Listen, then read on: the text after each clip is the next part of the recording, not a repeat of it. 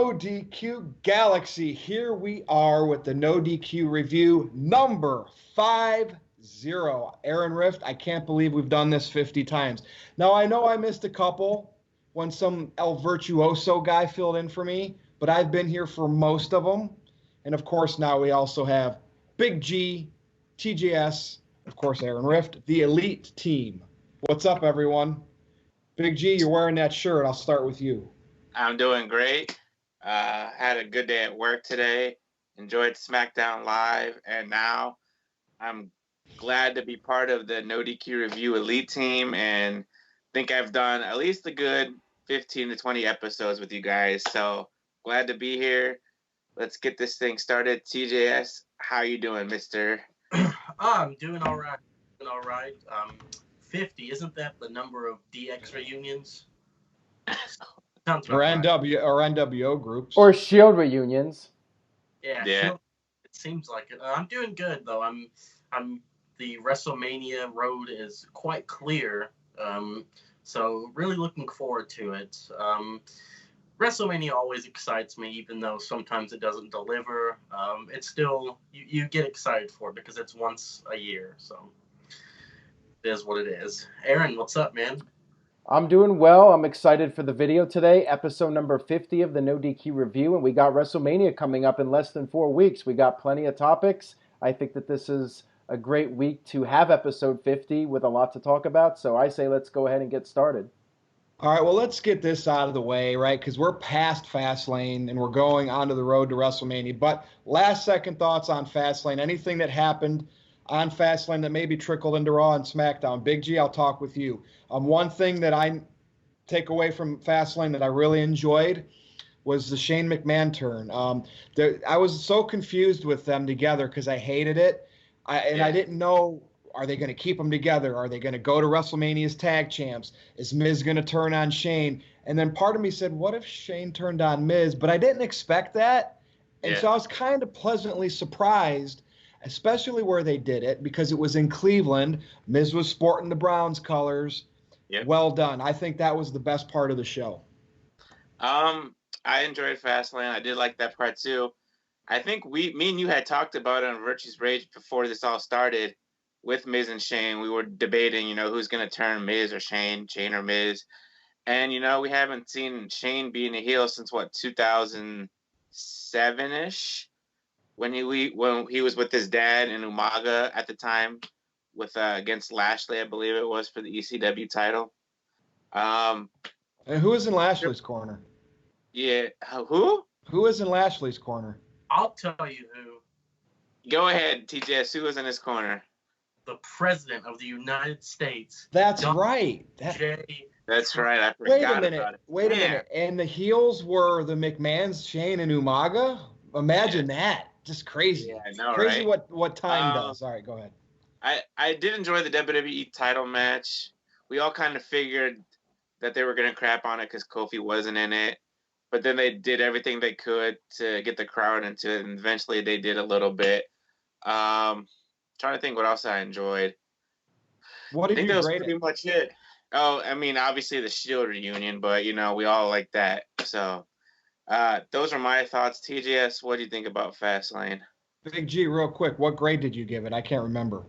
I didn't really give it a grade. If anything, maybe a B-. Okay.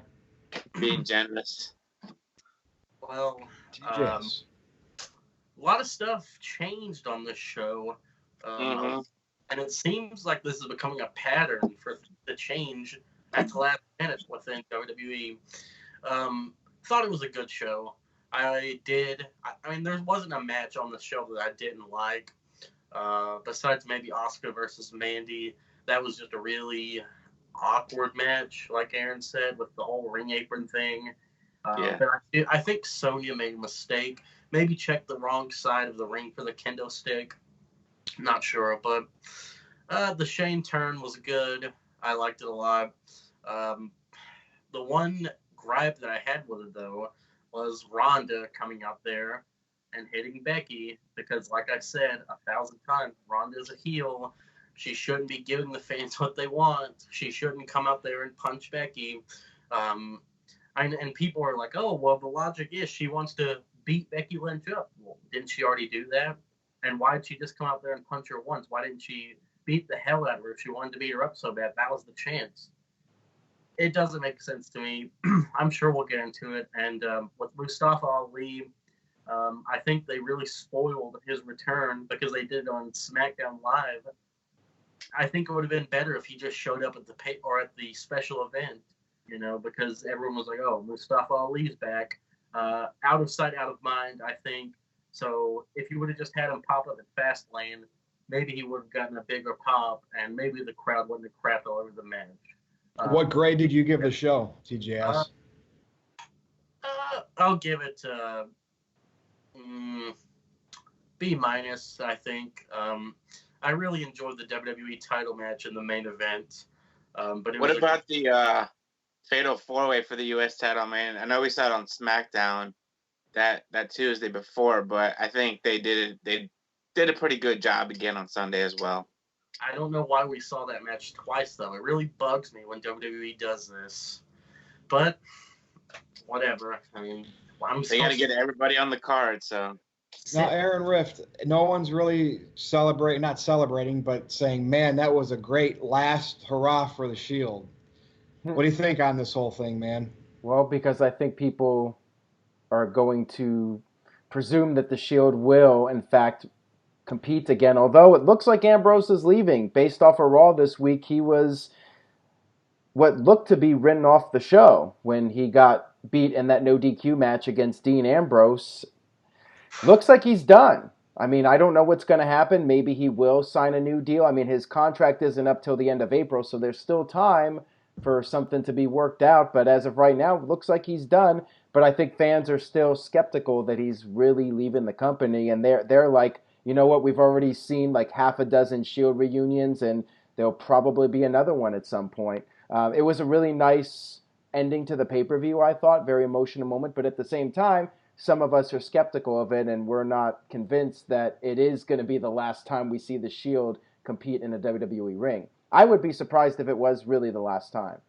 They did a really good job on selling it on commentary, though. Like, Cole was like, this is the last time you're going to see this, guys. And then, I don't know, I felt like this would be the last time because they embraced after the match, and they looked like they were crying, and I don't know. Well, it has a lot to do with once in a lifetime. Then we got him again next year with Rock and Cena.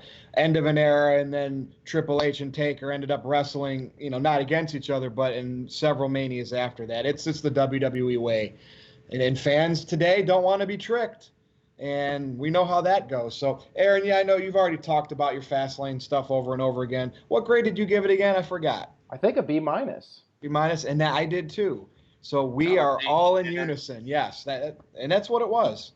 It was just a lead into WrestleMania. So Roman is back in action, right? He had a singles match on Raw, and it looks like now he's going to be in a program against Drew McIntyre, and they'll probably get a Mania match. I really think he shouldn't be so physical coming back from leukemia like this.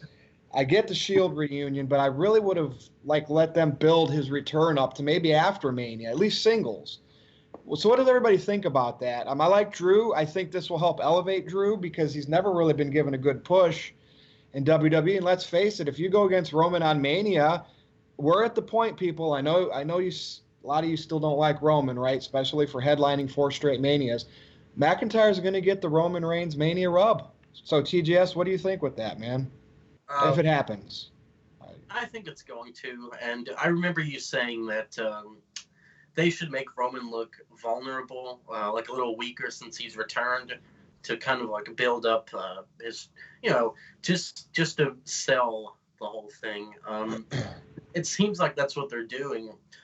Drew McIntyre laid him out, and if this was Roman Reigns of old, he would have gotten up from those claymores with no problem. But it seems like they are trying to make us sympathize with Roman, even though. I mean, he's not really getting booed anymore, so I guess they're they're just trying to build up McIntyre, I think, and I think they did a damn good job. I mean, he had a really good match with Ambrose on Raw, and he beat up Roman. So I think that already has elevated him, because before he was just in the faction with Lashley and Corbin, and he was just whatever, like a side character. And now I feel like he's reestablished as what is it, the Scottish psychopath, whatever. I think it'll be a good match though. I was kind of expecting maybe Drew McIntyre to face Braun, but we know that's not happening. We see where Braun's going. But Drew versus Roman, I'm fine with it. It'll definitely be a hard-hitting match. And I'm okay with what they're doing so far. So we'll see what happens. Big G, what do you think about this whole thing? Well, I like how they set it up last night if they are going to have a match at Mania. You know, like we all said, trying to make Roman look vulnerable after his fight with leukemia.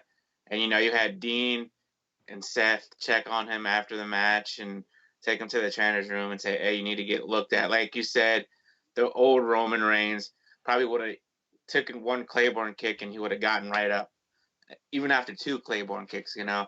I'm glad they're not pushing Roman back into the main event spot right now.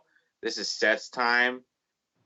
Give it a year or so, and then maybe I can see them putting Roman back into the main event picture, possibly with Seth or even with Lesnar if he's still around. But I hope not. Anyway, that's what I think. Aaron, what do you think about all of this? Well, I think Virtue made a great point about Drew McIntyre on Raw and Roman Reigns, that whole angle. I think that was probably the most we've ever seen Roman sell from a move in his entire career. And yeah, it does look like that's going to be the direction for WrestleMania, where the idea is going to be that maybe Roman came back too soon and should have waited a little bit longer. But I suspect that Roman will pick up the victory at WrestleMania. It's his first big event back. Yeah, they did the Fastlane match, but I think Roman's going to win. And like I said before, I think Brock's going to beat Seth Rollins, and we're going to get Roman Reigns versus Brock Lesnar again. You know, and I kind of like that, Big G, they're not pushing Roman. As easy as that could be, especially with the way Vince McMahon's character is, right? Yeah. Putting Roman in a match against Brock and Rollins, if they did that, the heat for Roman would be right back, because they would think he's taking Rollins' opportunity. So I like this. And if Roman has to look vulnerable for a while, good. And against Drew, maybe he won't get booed for a while. So right on. How about the host of WrestleMania, Alexa Bliss? Now, I know she's been hurt a lot, right? Concussions, whatever her issues are. And she's not bad on the mic. She's given crappy material. Wouldn't you want the host, though, to be like a larger-than-life type person, like The Rock did it before, you know, like Austin, somebody like that? I'm just shocked. Aaron, is this just a one-segment thing for Mania for Alexa Bliss to say she's the host, and then she doesn't do anything the rest of the show? I hope so. I feel like it's pretty much just an excuse to get her on the show. And what I thought was lame was the video package on SmackDown. Like, they're playing this epic music like this is the biggest thing of all time, and I'm just shaking my head at the whole thing. I feel like it's only happening to give her a spot at WrestleMania, no other reason for it. So yeah, I really have nothing else to say about it. I'm surprised. Why not Paige? I got a bone to pick with you. How is this even worthy enough for episode 50? It's Alexa. Because it's the host of WrestleMania. Dude, Aaron, listen. You want to get me going because this is episode 50? Just because you don't like topics such as, and we're going to talk about it again, Dave Batista versus Paul Levesque, and you don't like Alexa Bliss, doesn't mean that other people out there don't like to talk about him. The fact is, Alexa, which is what I'm questioning, has been given the spot at Mania, which is what I'm questioning because it's the grand stage. Well, people want to know our thoughts. Bring back Stone Cold for that spot, or Elias with the guitar the whole time. I'm just saying. It's a topic of discussion, Aaron. Thanks for rattling me. You know what kind of topic it is? It's a sub 3K views topic. Like some of your standard NoDQ Q&A videos get 2.8. It's the topics, Aaron. But I'm saying, Aaron's consistent. These shows are some of the best on Aaron's channel Of course, his lives are the best, right? People love going in there and chatting live after Raw and SmackDown. So don't question. How about this? Review 51, Aaron. You come up with the topics, and we want to see what it drops. Well, I hope next week they have a damn good Raw, so I have something we can use. Hey, every show needs filler. WWE's taught us well. Yes. All right, who's next? Who hasn't chimed in on this? Look, I have a problem talking about Alexa Bliss all night. That's fine. Anyway, you guys, I think it was 2012 when The Rock hosted WrestleMania. When they were building it up for weeks, and then the lights all went out, and then they came on, and The Rock came out, and it's like, oh yeah, that's right, The Rock hosting WrestleMania. And now it's like, oh, Alexa Bliss, look, I'm hosting. I don't know. I think Elias would have been a better choice. You should have just kept him babyface and then had him play like a song every 3 or 4 matches. And I think that would have been really entertaining because, let's face it, where do you think Elias is going to be on the card? The Andre the Giant Memorial Battle Royal? If that.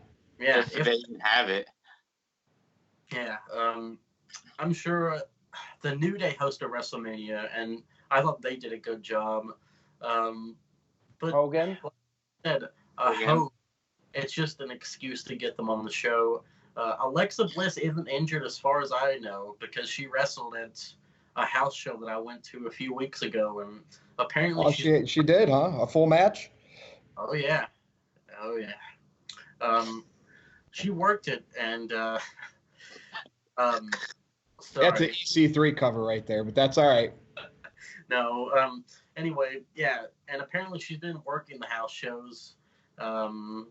Maybe it's just that WWE doesn't have confidence in her yet to get her back on TV wrestling. I mean, she was in the Rumble, but maybe they're worried that she's injury prone, so they're just going to test her out on the house shows, see what happens. And they want her on the card because, let's face it, Bliss was a big name for a while. I mean, it felt like she was the Raw Women's Champion for 6 months. And she won a Money in the Bank, cashed it in. I mean, I don't know why Aaron's discrediting her so well, just because he doesn't like her, you know. She was a huge She's a hottie. Yeah. You're right about that, man. How many views did that picture of her holding something over her chest in the locker room get? 4 million? Hey, it's 2019. We're not supposed to think women look hot anymore. Half of those were probably from me. You're objectifying women, TJS. Well, you did bring up Hogan. And so let's talk about Harlem Heat. Whoa. I didn't get to throw my 2 cents in. Oh, you didn't on Alexa? I swear you did. No, I didn't. Everyone's rushing me along so much. Go ahead. All right. So I'm just going to keep it short and sweet. Mm-hmm. I don't mind Alexa being the host for WrestleMania. Maybe she'll get more than one segment like the New Day did. I think they got 2 or 3. But I think all entirety, they should just get rid of the host of WrestleMania. There's really no point for it. They just come out and say, welcome to WrestleMania, da-da-da-da-da. You do this segment, and then that's all you see of them. So I'm fine with Alexa. You know, like TJ has said, I guess they're just keeping her off TV for right now. And that's all I got to say. So what would Harlem Heat next? Just continue right into Harlem Heat. So what's your thoughts on them being inducted as a tag team out? That puts Booker T in twice. Yeah. Which, good for him, I guess, if there was actual Harlem Heat going in there. I did kind of watch WCW when I was younger, so I did see some of their matches, and of course with the network, you can watch all their matches on there. They're what, 10-time WCW tag team champions? I know it's a lot. So good for them. You know, like you said, Booker T gonna be a 2-time Hall of Famer along the Nature Boy Ric Flair and Shawn Michaels. And Triple H. No, I'm sorry. Triple H will be like a 5-time WWE Hall of Famer before he's dead. Yeah. So not much else to say, you know. Just good for them, good for Booker, good for Stevie Ray. Let's go with Aaron. What do you think? I think they're a good choice. They had a solid run in WCW. However, there are other teams that I feel should be in ahead of them that are not in. Biggest example would be the Steiner brothers. Where are they? What about the Yeah. outsiders, Hall and Nash? What about the NWO? I know they're a faction, but still, there's some Yeah. other teams I'd rather see in the Hall of Fame than those guys. But Harlem Heat had a really solid run. They had some memorable matches. I don't really remember any of them, but Yeah. they were a presence in WCW for several years during the hottest period in the company. So there you go. TJS? If they were a presence in WCW, why are they going into the WWE Hall of Fame? Exactly. I think it's a power thing with Vince because he bought WCW. You know what I mean? I really do because, like Aaron made a good point, you had tag teams that the characters were in WWE more at one point in their careers, It's and like then they put the WCW tag team. I know Booker was in WWE, but really Yeah. his accomplishments were mostly in WCW, and it's just weird. I wonder how Vince does that when he makes those decisions every year. Look at Sting. What did he do in his WWE career? Lost to Triple H? I mean, come on. I guess Triple H's logic is like, you lost to me. That's such an honor. You go in the Hall of Fame. Anyway, with Harlem Heat going in, whatever, I guess. As time goes on, I just care less and less about the Hall of Fame. It's crazy. And if you look at two-time Hall of Famers, you think Ric Flair and Shawn Michaels now and Booker T. I mean, those names are not really in the same ballpark, I don't think. But I do wish Booker T would come back to the commentary table. I miss him out there instead of Renee Young. That's about all I have to say about that. All right. Well, speaking of things that just people don't care about anymore, the Intercontinental and the United States Championships. Let's be honest here. The WWE title is the workhorse title these days. I mean, even though it doesn't get the main event love, and we're going to talk about that it used to, I really feel that the WWE title is what the IC title of the late 80s, early 90s felt like. You know what I mean? And that was a great title back then. It was prestigious because when you had that title, you were just right there towards the top. And they let Warrior versus Hogan, title for title. But today's IC and US, I think it's just a redundancy of titles because of the brand split. And they're hot potatoing them. I mean, the IC, Lashley lost to Finn, then wins it back from him. The U.S. title, and help me out here because I'm already confused. Yeah. R-Truth. Who had it before R-Truth? Rusev? Nakamura? Nakamura. Both of them, Yeah. right? Then Yeah. R-Truth and now Joe, and it's just like, yeah. So what's everybody think? Aaron, I'm going to start with you because I know you say combine them. Let's make one title. Let's just make the Intercontinental Championship. What do you think with this hot potato? Not a fan of it. Like you said, it's hard to keep track of who the champions are. I could not tell you the U.S. champions of 2018. I don't know. I mean, I would guess Rusev was in there somewhere and a few other people. I think AJ was champion in 2017. Him and Owens feuded for it, but I really don't remember much of the U.S. championship feuds over the past several years. So, yeah, I mean, you just said it. I say take the two titles, merge them, just have the IC champion appear on both shows and bring some more prestige back to the championship. At least save one of them. I don't think you could save both of them at this point, but at least one of them can be prestigious a little bit. But even then, it'll probably still be like the match that barely gets on the main card. The IC title might struggle. It might get the opening match, but I think the days of it being towards the top of the card are over. The WWE title is basically, like you said, in that role. But Big G, what are your thoughts on it? Yeah, I'm not a big fan of it either. I think it was Nakamura, then Rusev, and then I think Nakamura run it back or something like that. Then R-Truth, and then Joe. It's all confusing when it is. I mean, it gives me a headache. I mean, it's trivia stuff for Greg Cherry at this point. And like you said, Finn Balor's a stupid babyface for getting distracted on Raw. Don't pay attention to Leo Rush. Pay attention to your match. And so that was a stupid way of him losing it again. And just merge them, you know. Like you said, Aaron, I don't know what else to say. Hopefully, when SmackDown goes to Fox, and if they end the brand split, maybe they'll get rid of some titles, and like we all said, unite them. So we'll see what happens. You know, WrestleMania is right around the corner.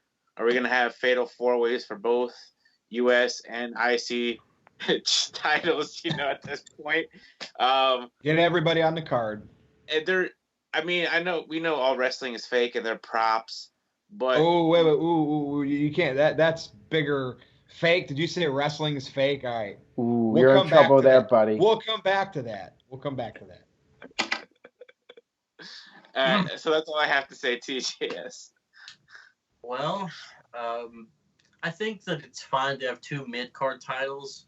I think that the world titles need to be merged. So that way you have one world champion appearing on both shows, and then you just have the mid-card champions on either show.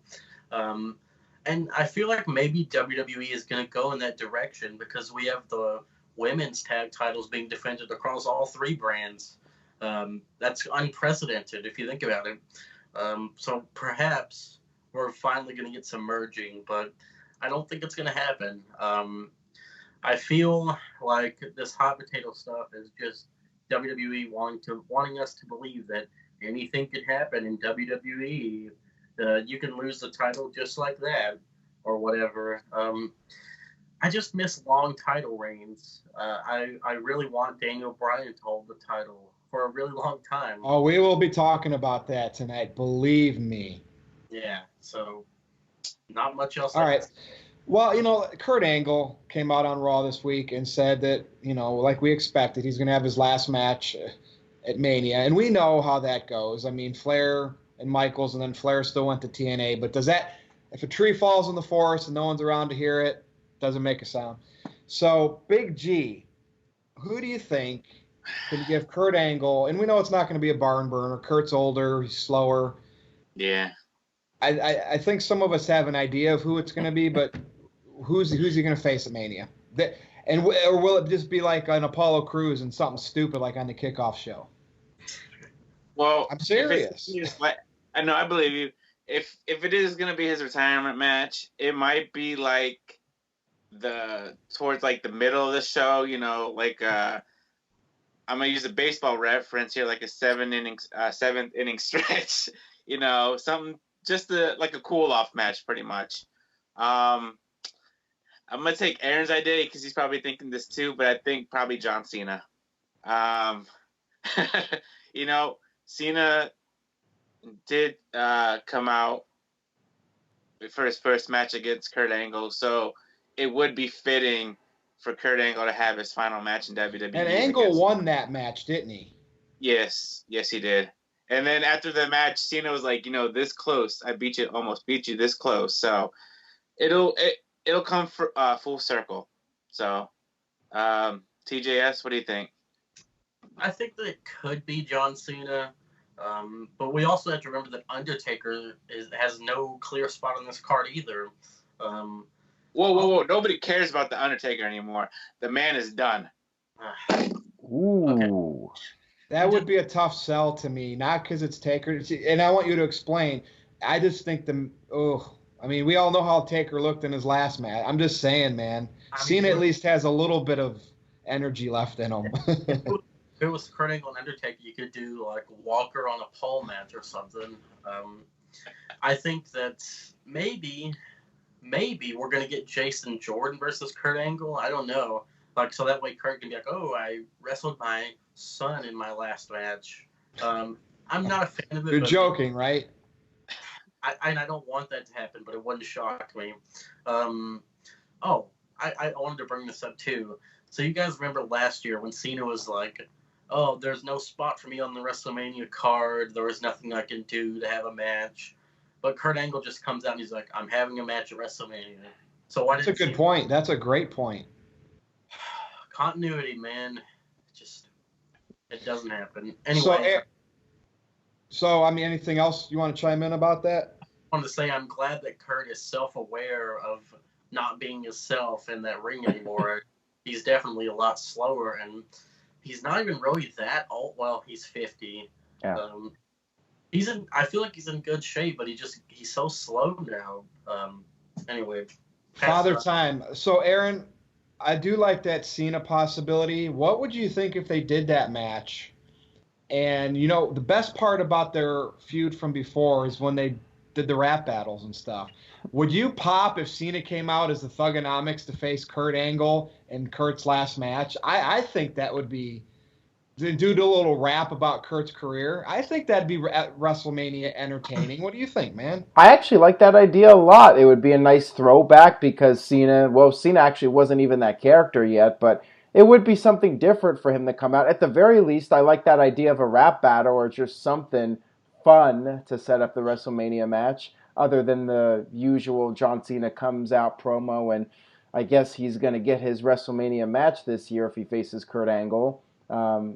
If he doesn't show up, like last year he made such a big deal out of it, where is he now? But I suppose he'll show up next week. I mean, next week's Raw, I would think, would be the show where they pull the trigger on whatever Kurt's match is going to be because it's in Chicago, going to be that red hot crowd. That's going to be where you want to get all these WrestleMania matches set in stone. So if Cena doesn't show up next week or Undertaker or somebody, then CM Punk, duh. There you go. Who? Punk. Who's that? Who's that some guy who used to work for WWE back like in the 1980s, 1990s? Probably. But it seems like they're going in like a farewell tour angle. No pun intended with this. So I guess he's just going to have a series of matches leading up to WrestleMania. And then that's going to be the final match. So we will see who he faces at Mania. And hopefully it's something decent, like John Cena. Aaron, last week we did the Fastlane preview and prediction, so I don't really think we talked about Dave versus Paul. And everybody knows your stance on this match. This is one of the ratings killers Aaron was talking about because it's 2019. It's not what people want. The fact Triple H, I kind of wonder why he always has to have the spotlight at Mania. And it to me, he should just do his thing with NXT, help with creative. It's just Triple H feels he's got to be out there to get his entrance. So, Aaron, you said that, and I believe you. I mean, I agree with you on this, that Randy Orton and AJ had a better promo tonight than Batista and Triple H last night. You want to elaborate on that? Well, I just think AJ and Orton, they made some nice digs at each other. They spoke well for the most part. I think Orton flubbed a line or two, but overall, I thought it was a nice back and forth between them. With Triple H and Batista, I thought it was just awkward because Batista kept asking the question, and Triple H is just there like, I'm not going to give you this opportunity, and I'm not going to listen to you. Even though on the previous week's Raw, Triple H said that he would give Batista whatever he wanted. And then Batista just keeps repeating himself, give me what I want. And they kept repeating it. And I'm like, Triple H knew this already. Like, everyone knows this is what Batista wants. And they didn't even really elaborate much about it. Like, Triple H just essentially said that Batista quit. And I don't even know. Did you see that loogie that Batista spit on the mic? Like, Spatista. That was the main thing I took away from that promo. Yeah, I mean, why is Batista so mad at Triple H anyways? Because Batista beat him at WrestleMania, 14 years ago, and then beat him at the Hell in the Cell match. So they never really explained why Batista holds a grudge towards Triple H. I don't get it. Do you think they're doing the shades of gray, Aaron, with the fact that the internet thought Batista was trying to get a hold of Triple H to get back on Mania, and Triple H wasn't returning his call from the leaks in the news? Do you think they're trying to play off of that? Well, they should have mentioned that on TV. Batista could have said, I wanted to come back and have another run with the company, but Triple H wouldn't even return my phone calls. I guess they feel I'm washed up or something. Like, they could have done a much better job explaining why Triple H and Batista have bad blood. To me, it's been very poor writing, which surprises me because you would think that Vince, Triple H, Batista, all these geniuses at work would say, hey, let's come up with something really brilliant for this WrestleMania build. And it feels lackluster, thrown together, and not much thought process into it. So yeah, I'm really disappointed in it. I'm giving it time, and I'm not even looking forward to the match. I haven't been looking forward to the match. They may surprise me though. Maybe they'll have an all-time classic, a four 3/4 star match. That's the most they're going to get. But maybe they'll surprise me. Not Big G. I feel you, Aaron. Big G. What would you do if Triple H had his great entrance, whatever new thing he could come up with? Because some, and I would be shocked if this match just had normal entrances. I'd actually laugh. I'd be like, seriously? What would you do, though, if Triple H came out first and had his elaborate entrance, and then Batista, and I don't know if they could get the rights to this, came out like Drax or whoever that Marvel, would that not kind of be dude? I mean, Avengers is coming out. Avengers is coming out, dude. Yeah, that'd be an interesting way to go. Like you said, Triple H comes out with some weird new entrance that he comes up with, or he'll ride down with the motorcycle again with Stephanie behind him, and but that'd be cool. Drax or Batista coming out like bluish or whatever Drax's color was, or greenish or whatever. And what a play to CM Punk, because guess who's written some Drax comics for Marvel? Phil Brooks. Yep. Oh man, I'd get the internet talking. I'm trying to think, am I looking forward towards this match a little bit more than Aaron is at this point. I really didn't like the promo yesterday. I did like the AJ and Randy Orton one a little better.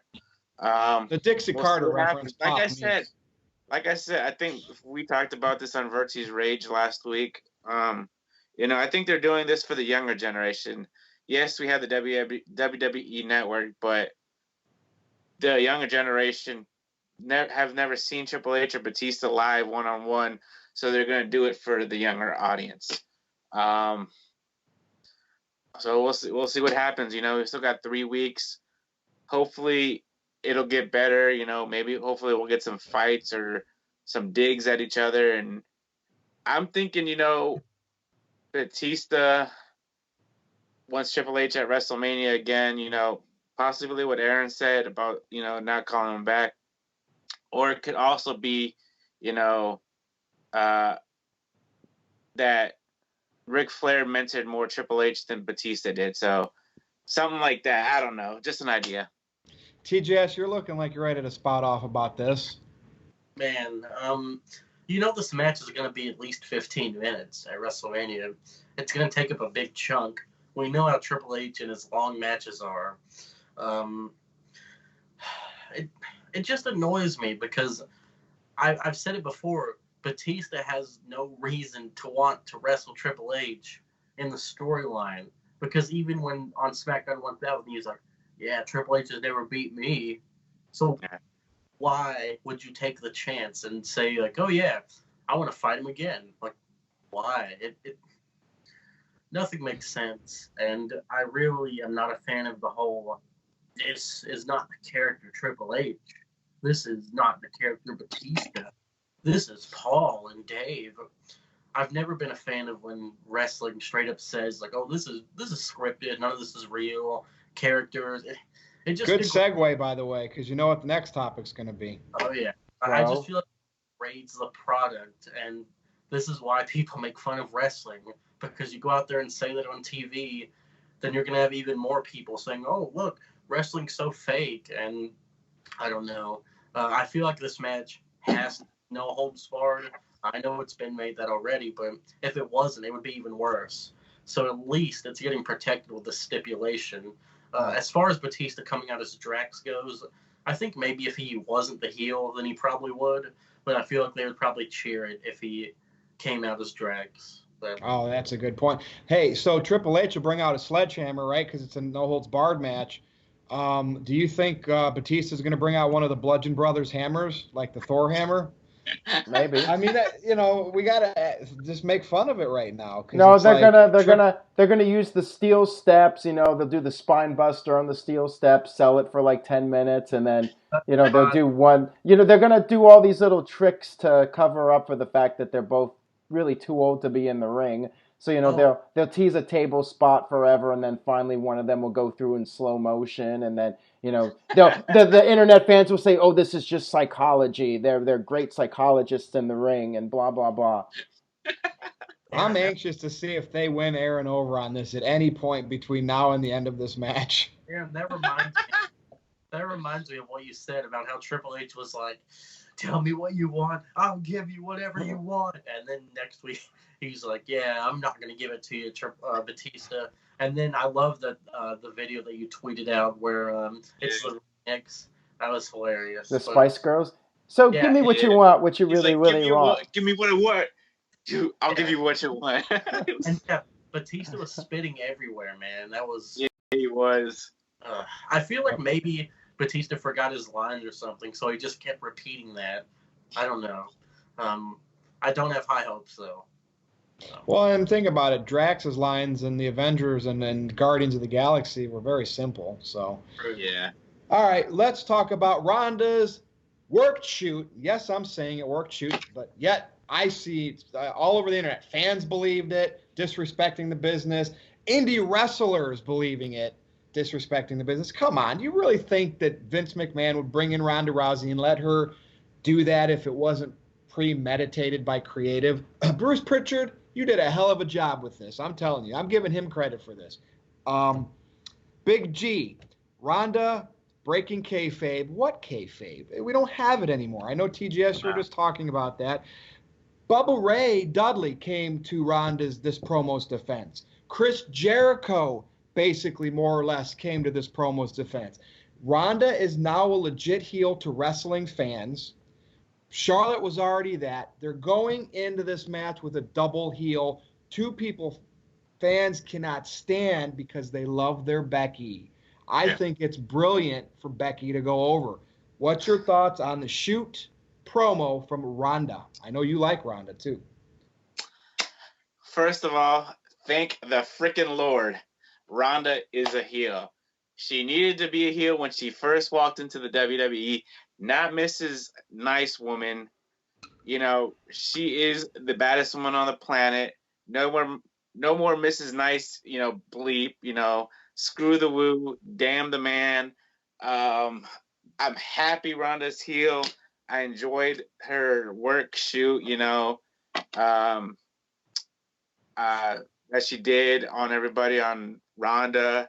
Not Ronda, yeah, Ronda did a promo on Ronda, sure.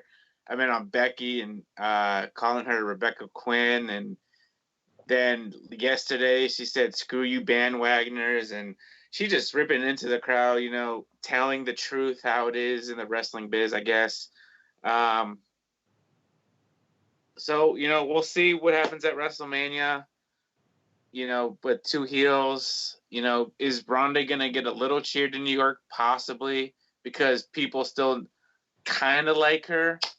And we know Charlotte's going to get booed heavily. And we know Becky's going to get cheered pretty much the whole entire match. So we'll see. And I really didn't read the tweets with Bubba Ray or Chris Jericho defending the promo. Did they say anything? They like how it's got. They basically said anything in wrestling that gets people talking and emotionally invested. It doesn't matter where they go, as long as it gets those people invested. And it is getting people invested into the match a lot more now that Ronda is a heel.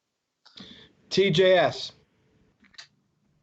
If this wasn't a work, then Vince McMahon would have told Ronda to delete the video, and it would have been gone by now. I feel like if there was ever a story for Ronda or a storyline for Ronda Rousey to do in WWE, I think this is it. I think this really suits her. Like I said, I'm not a big fan of people saying like, "Oh, this is all fake." But the thing is, it's one thing for Triple H, who is an executive of the company, to say it, and then and then you have Ronda Rousey, who fought in the UFC and who can say that, like, "Oh yeah, this is just all fake."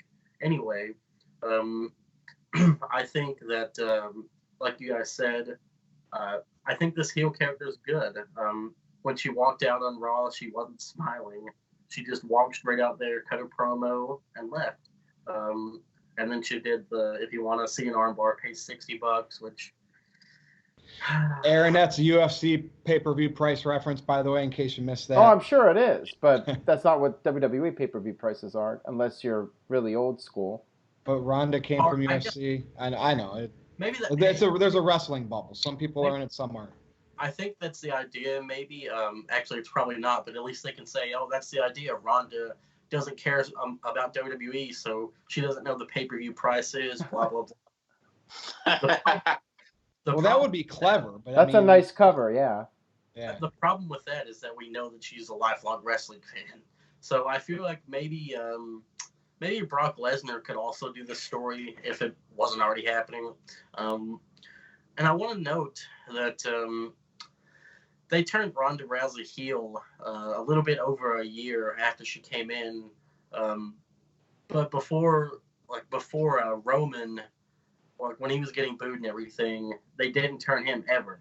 I just think that's really interesting that they turned Ronda on a whim like that and never turned Roman. I mean, obviously, you don't need to turn Roman now because he's getting cheered. Big G's got on. I thought. I just thought of something. Okay, so you know how Ronda is a big fan of Roddy Piper, right? And she's got his like legit jacket. What if she, one day she cut a promo, threw the jacket down, screw Roddy Piper. I just use his name just to get popular with the WWE universe. Ooh, Big G, hell of an idea. I mean, and I hope Bruce Pritchard, who worked with Piper, thinks, the new people on creative, I hope they think of stuff like that between now and Mania. I think if they do that, then she won't be using the Rowdy name anymore. And that's what I meant, exactly just like that. I like it, but I also feel like this should be Ronda's last match at WrestleMania if she's going to go with this story. Because if it's not, then it's going to make her look stupid if she keeps showing up after she loses at WrestleMania. If this is her last match, then fine. But how do you make up for this? You're going to turn her back a babyface and say, like, oh, I'm going to follow the script now? Like, I don't know. Well, they don't have to, TJS, because if they do 4 horsewomen versus 4 horsewomen at any point, the wrestler 4 horsewomen are going to be the babies, right? Yeah. You know what I mean? I don't know if that's ever going to happen because I'm pretty sure Becky's going to have the title, and I don't know. You think Ronda's going to bring Dana White into this or something? Dana White's going to start showing up on WWE TV? Who the hell knows? I'll be shocked if the announcers ever are like, oh, Ronda's refusing to follow the script. Whatever. I don't like when people crap on Ronda because I think that she's really good in the ring and on the mic. So, Aaron, what's your thoughts on this? Down her lines, that's all. She goes too fast. Aaron, thoughts on this? And you think that the women are going on last? I do think they're going on last, and I feel like they're trying to do whatever it takes to make people care about this like it's a main event match. So they're going to push the envelope. They're going to break the fourth wall because they know that's what the diehard fans want to see, even though I feel like for the most part fans don't want to be told wrestling's fake. Especially kids. Yeah. So I think it's interesting build-up, but I feel like maybe it's being overdone a little bit. Maybe they're trying too hard to make like people care about WCW this. 2000. Yeah, you could argue there, that. I said it, Aaron, so I can't be mad. There you go. Yeah, I mean, I think some people had the attitude like maybe this just should have been kept simple. You didn't need to overthink it. But they did have a lot of weeks of television, so they had to have some twists and turns. Like I said before, as long as Becky gets the win at WrestleMania, then I'm ultimately okay with whatever the build-up is. I feel as long as that's the end result and the people get what they want to see, then I'm all for it, But if Becky loses, that you're gonna have a lot of upset fans, and it might not be pretty. It might be, they may crap on the whole show. And if it's the main event though, then. But that's weird. Like, would they really close the show and not have Becky win? I mean, they did have Reigns lose at last year's WrestleMania, but then again, nobody really wanted to see Reigns win anyways. Yeah, except for Virtue. Agree. Well, yeah, because people wanted to see Brock keep it. Come on, Aaron. I know that the people hate Reigns, but Well, no one wants to see Brock quite here. frankly, I just wanted to see Lesnar gone. So I'm like, just get it done. If you're gonna do it, you're gonna put the title on Reigns. Just do it, get it over with, and let's move on. I said nope. Yeah, Aaron, what you were saying about this Ronda thing and the Becky and Charlotte thing being overbooked, man, I agree. If you think about it, this started at Royal Rumble. Becky wasn't even in the Rumble. Then she got in the match, won the match, got suspended, got unsuspended, got arrested, got suspended again, had to win another match to get in. It's just it's really confusing. I would have preferred if you just kept Becky suspended and just didn't have her show up until maybe like the go-home show for WrestleMania. Then she shows up, and then that's when she gets her chance to get the match. But, Well, here's my segue into our main event, and I'm going to give our the NoDQ Galaxy what they want here.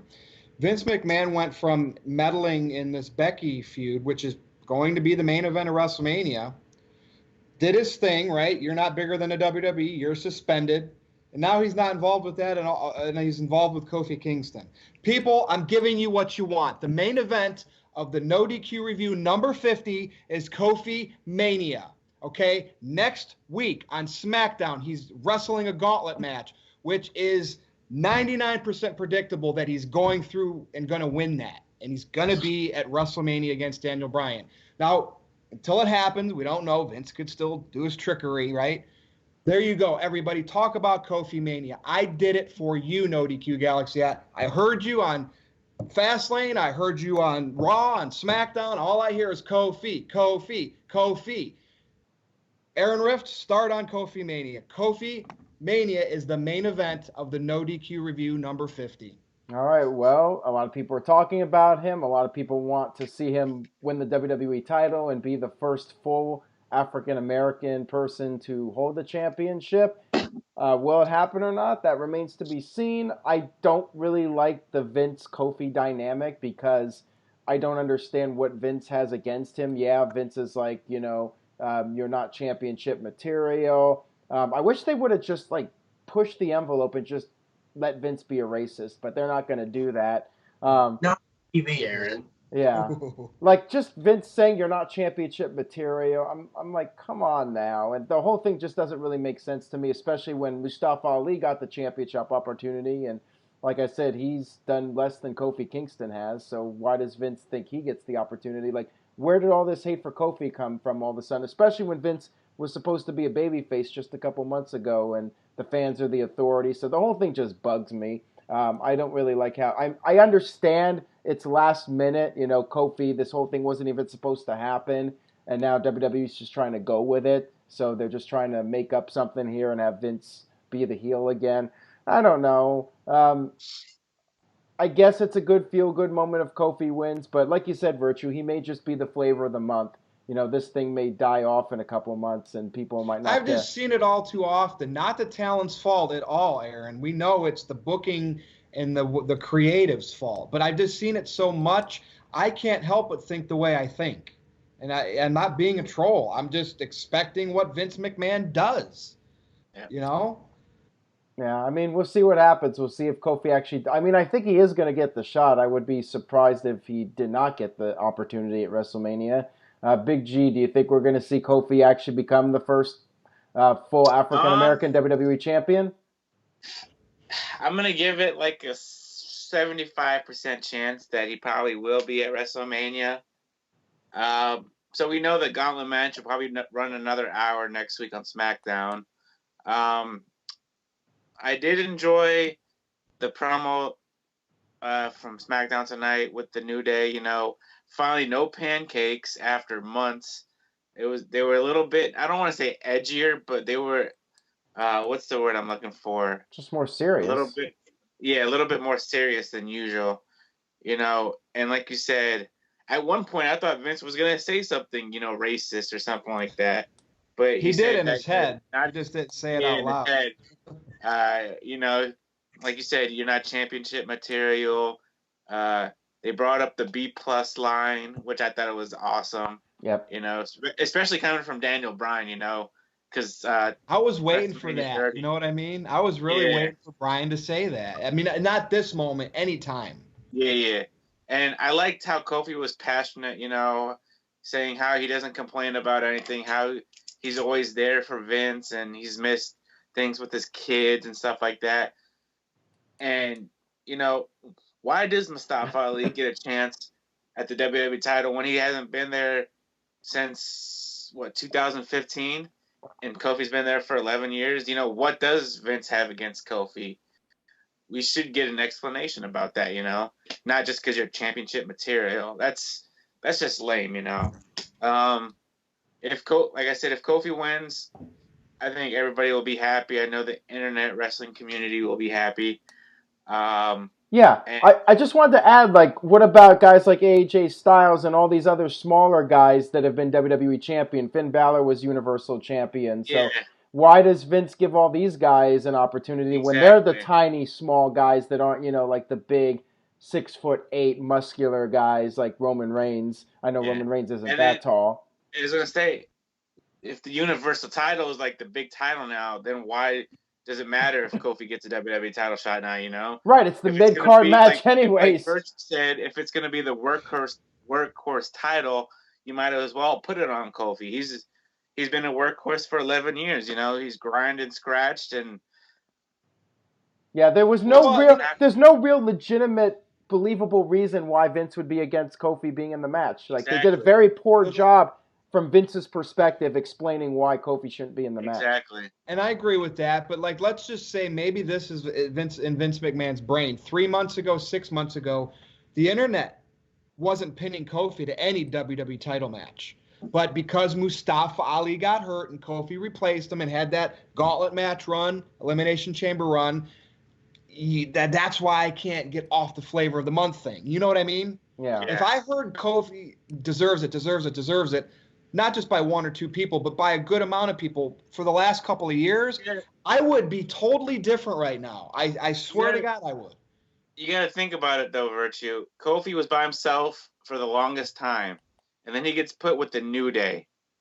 And the New Day, they were heels. They tried the babyface thing. They turned heel, and then they went back to babyface, and then they did the whole Booty-O's and ice cream and now pancake. So, I mean, I can understand where you're coming from as well.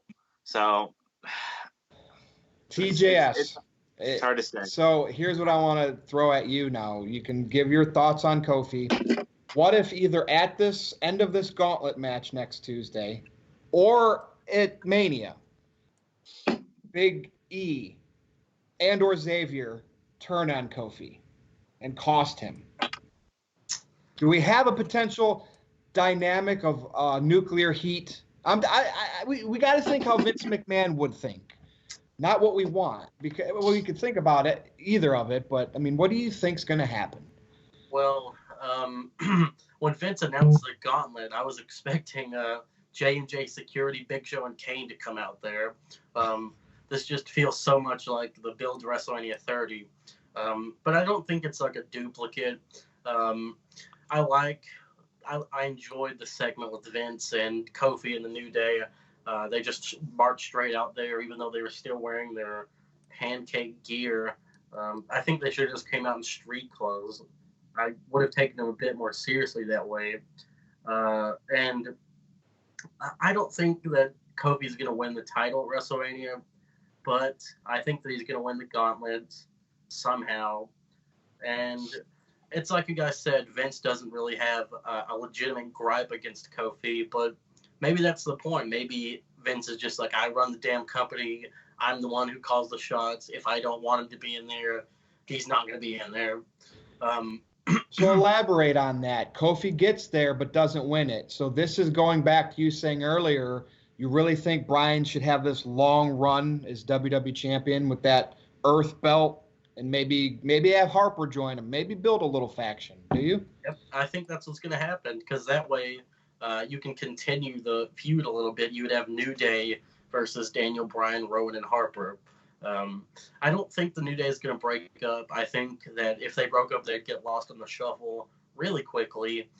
And the whole Kofimania thing. I mean, you can't argue that Kofi has been consistent and everything. I think they should have they said that they flew to India for events, did the promotional tour.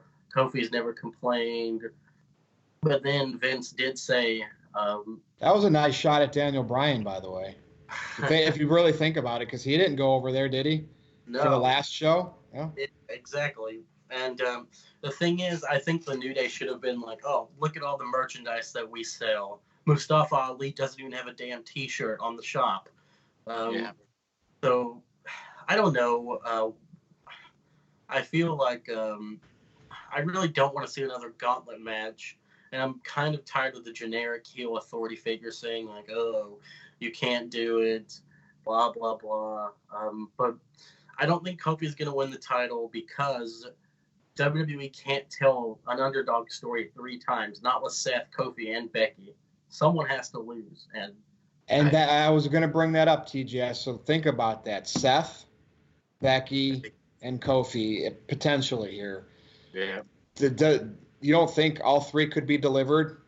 No, I think that it's going to get watered down if you keep trying to do these underdog stories. Granted, Seth Rollins isn't really being portrayed as an underdog as much as Kofi is, but I think Lesnar's on his way out, and I think Seth's going to take the title. I mean, he has a Beast Slayer T-shirt.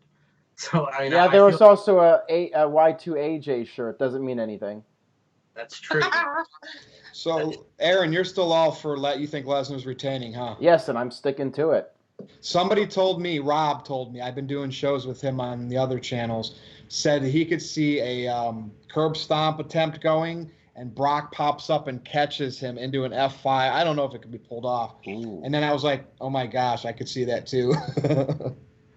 It's crazy, man. The fans got to get something, though. Yeah, I feel like it's fine to have Seth win and Becky win, but do you guys think Kofi's going to hold the title as part of a faction? I don't. I just don't see it. Well, keep in mind, Kofi fans, where does WWE go in May? Back to Saudi Arabia. If Daniel Bryan refuses to travel there, that belt's coming off of him because they're going to want their WWE champion over there. Yeah. So that's that could be in Kofi's favor right now. Right. Well, maybe Xavier and Big E win the tag titles at WrestleMania and Kofi wins the WWE title. New Day holds the 3 championships. Yep. I don't see it. I can't picture it in my head. I can picture Seth beating Brock. I can picture Becky winning, but I just can't see Kofi winning. And isn't it crazy how the times have changed? How Daniel Bryan was in this exact position like 3 years ago, or I guess 5 years ago. How he was the underdog, the B+ player, and now Kofi is the B+ player. I love the line, like you guys said. Awesome. Yeah. Awesome. I'm full circle. Yep. Becky's also the B+ player apparently too. You know what's crazy? I don't know. This doesn't make any sense or have anything to do with anything. But with Vince saying that the only way you're gonna get in to the Hall of Fame is with the New Day, not by yourself. But look at Harlem Heat. Booker T went in first, and now he's going in with the tag team. Yep. So. Well, there you have it, folks. It's Mania season, and stay tuned in the next week's NoDQ review because we're going to actually know exactly what Kofi's fate is for WrestleMania. That's all I got. Anybody else have anything they want to add for this extra special celebration? I'll probably be more excited if I can make it to 100. Yeah. Well, we'll get 50. There. Yeah, we're there. So, Big G, plugs for you, Big G. We're living on a prayer. Yes, NoDQ.com/Big G takes you to my Twitter page. NoDQ_Big G on Instagram. Jeff Hilton on Facebook. Cheap plug. I will be going to Raw and SmackDown Go Home shows before WrestleMania.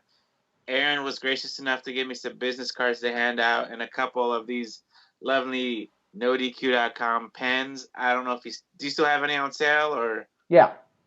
Okay. So, yeah, 1 for $3, I think, or 5 for $10. Yeah. Email him, and that's it for the Big G. TJ, let's take it away, buddy. NoDQ.com/TJS. That will take you to my Facebook page. Add me there. Twitter at NoDQ_TJS. Also, Instagram at Tyler Joseph Smith. Follow me there. And NoDQ.com/shirts. There's plenty of them on sale, folks. The NoDQ review shirt. We're on number 50. The Fire Virtue shirt. Get them while they're hot. There's plenty of them. We have tons of shirts. NoDQ Galaxy shirts. It's great. So buy a shirt. That's all I gotta say. Buy a shirt. Yeah, where's your Aaron Rift. No DQ shirt, TJS? I don't know. It's in the Well, box. all right, before we go, TJS really wanted to make number 50 special. He wanted to do it shirtless. I logged on to Skype. No. And he was rubbing himself. So I unfortunately had to see that. You gotta celebrate. He did want to do that for you, NoDQ Galaxy. That's why he just threw on that shirt, and it's not a reviewer. It's not a. Keep what they want. Save it for Instagram. Let the people go on Instagram for that. Well, maybe people got a little visual just by me explaining it, but whatever. Yeah, that was too much as it is. You doing that right now. I'm about to hurl over here. Plugs, TJS. Oh, I'm plugged already. Okay. Yeah, you're so flustered now. You're asking him again for his plugs. Give us a toilet flush for number 50. Yeah, hit us with that toilet flush. Here goes Kofi's push after Mania. Oh. And Josh Mansfield, if I got to get you 2 shirts, I got to get you 2 shirts. But keep in mind, if they make that match as of next Tuesday, I'm still waiting till after Mania because anything can be changed, card subject to change. So you would not get your shirts until it officially happened as a one-on-one match. Yeah. So with that said, I am Virtue. You can follow me on Twitter. You can troll with me on Twitter at NoDQ_Virtue. Virtue's Rage with Big G, all that good stuff. It's always there on Twitter. So for Big G, for TJS, for the boss man Aaron Rift, this is the NoDQ review number 50. See you next time.